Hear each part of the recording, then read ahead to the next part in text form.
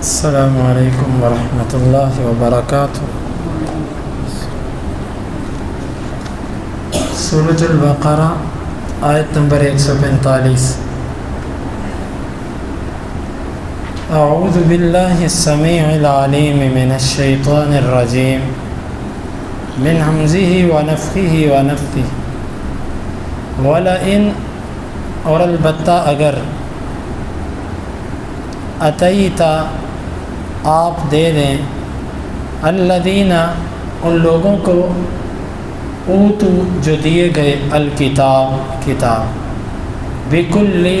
ہر ایک آیا نشانی ما نہیں تابعو وہ پیروی کریں گے قبلتک آپ کے قبلے کی وما اور نہیں ہیں انت آپ بتابعین پیروی کرنے والے قبلتہم ان کے قبلے کی وما اور نہیں ہیں بعضہم ان کا بعض بتابعین پیروی کرنے والا قبلتا قبلے کی بعض کے ولئن اور البتہ اگر اتبعتا آپ نے پیروی کی اہواءہم ان کی خواہشات کی من بعد ما جب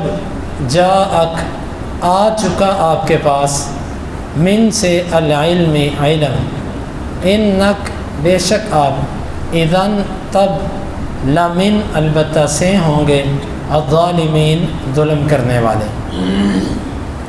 وَلَئِنْ أَتَيْتَ الَّذِينَ أُوتُوا الْكِتَابَ بِكُلِّ آيَةٍ مَا تَبِعُوا قِبْلَتَكَ اور البتہ اگر آپ اہل کتاب کو ہر نشانی دے دیں تو بھی وہ آپ کے قبلے کی پیروی نہیں کریں گے وَمَا أَنْتَ بِتَابِعٍ قِبْلَتَهُمْ اور آپ بھی ان کے قبلے کی پیروی کرنے والے نہیں ہیں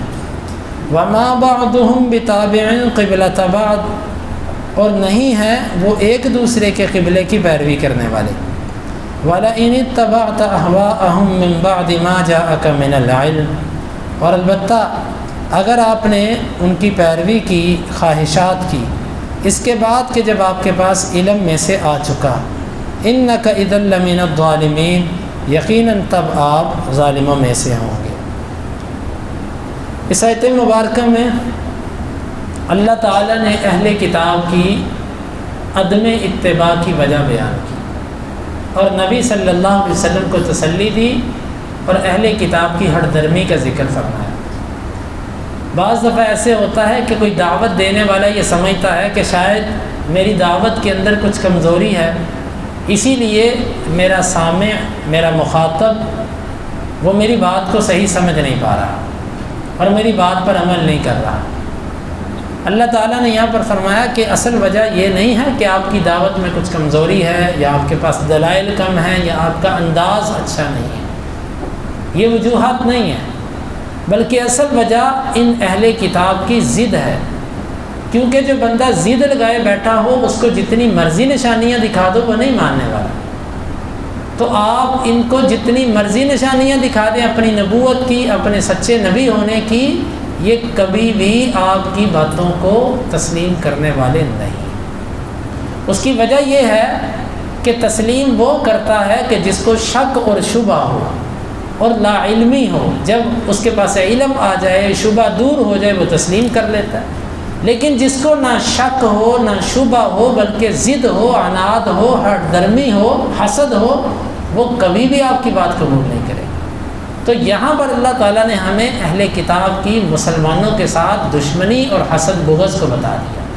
کہ یہ کبھی بھی تمہاری بات کو تسلیم نہیں کریں گے، لہٰذا زمانہ کوئی بھی ہو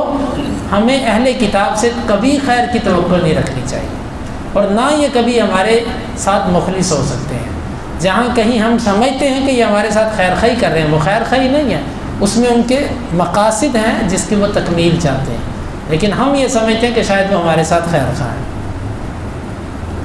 اس آیت مبارکہ میں اللہ تعالیٰ نے پھر آگے فرمایا کہ وہ آپ کے قبلے کی پیروی کبھی نہیں کریں گے کیونکہ وہ حسد کرتے ہیں آپ سے، وما انت بتابع قبلتهم، اور آپ بھی ان کے قبلے کی پیروی نہیں کرنے والے، کیونکہ آپ حق کو قبول کرنے والے ہیں۔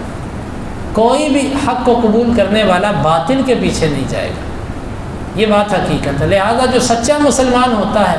وہ کبھی غیر مسلموں کی طرف مائل نہیں ہوتا، نہ ان کی رسومات کے پیچھے جاتا ہے اور نہ ان کے مذہب کو وہ تسلیم کرتا ہے۔ البتہ جس نے اسلام کو سمجھا نہیں ہوتا یا جس کو اسلام سے محبت نہیں ہوتی، وہ بندہ پھر ایسی گول مول باتیں کرتا ہے، کبھی ادھر کا کبھی ادھر کا۔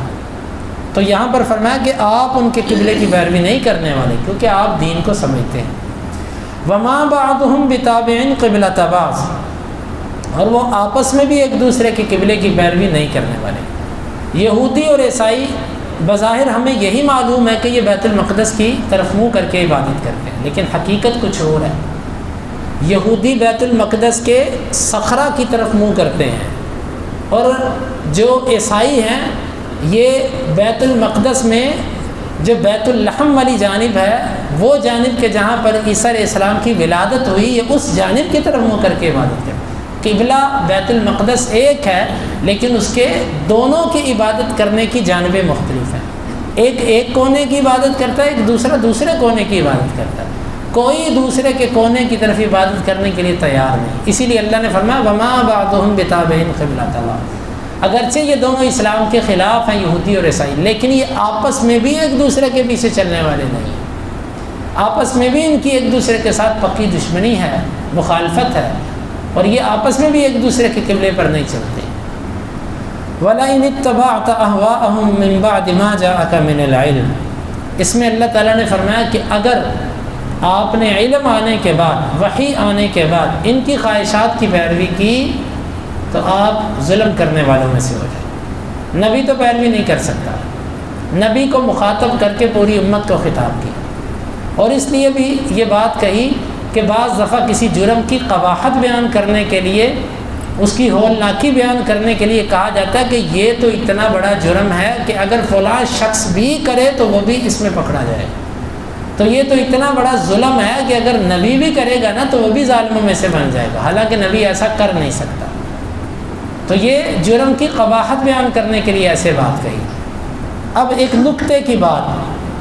یہودیت اور عیسائیت یہ دونوں آسمانی مذہب تھے شروع کے اندر یہ آسمانی تھے۔ وقت گزرنے کے ساتھ ساتھ ان کے اندر خرابیاں پیدا ہوئیں۔ جب خرابیاں پیدا ہوئیں اور جب یہ منسوخ ہو گئے تو اللہ تعالیٰ نے فرمایا کہ نبی اب اگر آپ نے ان کی پیروی کی تو یہ ان کی پیروی نہیں ہے بلکہ ان کی خواہشات کی پیروی، یعنی تورات و انجیل اللہ کی وحی ہیں لیکن اب خواہش بن چکی ہے۔ کیوں؟ اللہ نے اس کو منسوخ کر دیا۔ تو جب ایک نبی کی وحی جب منسوخ ہو جائے وہ بھی خواہش بن جاتی ہے، تو ایک امتی اس کے پیچھے چلنا اور ان کے مذاہب کو لازم کرنا اور تقلید کو اپنے اوپر لازم کر لینا اور یہ کہنا کہ میں فلاں فرقے کا پابند ہوں، فلاں جماعت سے منسلک ہوں، میں اس گروہ کو نہیں چھوڑ سکتا، اس فرقے سے نہیں نکل سکتا، یہ بہت خطرناک بات ہے، کیونکہ اللہ تعالیٰ نے تو ہمارے فرقے نہیں بنائے، اللہ تعالیٰ نے تو ہماری یہ تقسیم نہیں کی، یہ تو میں نے اور آپ نے اپنی تقسیم کی ہے۔ اللہ تعالیٰ نے تو ہمیں قرآن اور حدیث کا پابند کیا،